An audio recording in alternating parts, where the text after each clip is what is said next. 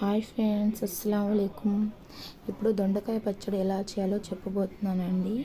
First ఒక pan పెట్టుకొని అందులో ఆయిల్ వేసుకోవాలి. అందులో ఆయిల్ వేసుకున్న తర్వాత ధనియాలు, మెంతులు, ఆవాలు, ఎండుమిరపకాయలు అన్నీ వేసుకొని దూరగా వేయించుకొని ఒక ప్లేట్లో తీసుకోవాలండి.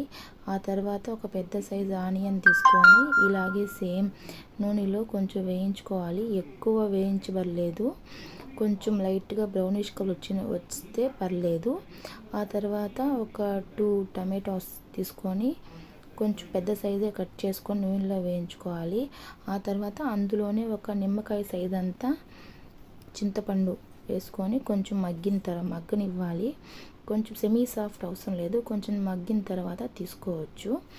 ఆ తర్వాత అందులోనే ఒక 2 స్పూన్స్ ఆయిల్ వేసుకొని దొండకాయలు వేసుకోవాలండి.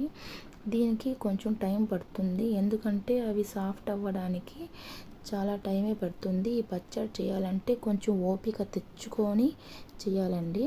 ఆ తర్వాత అవన్నీ వేయించుకున్నవన్నీ మిక్సీ జార్లో వేసుకోవాలి. అందులోనే సరిపడా ఉప్పు కూడా వేసుకోవాలి. ఉప్పు వేసుకున్న తర్వాత మిక్సీ పట్టాలండి.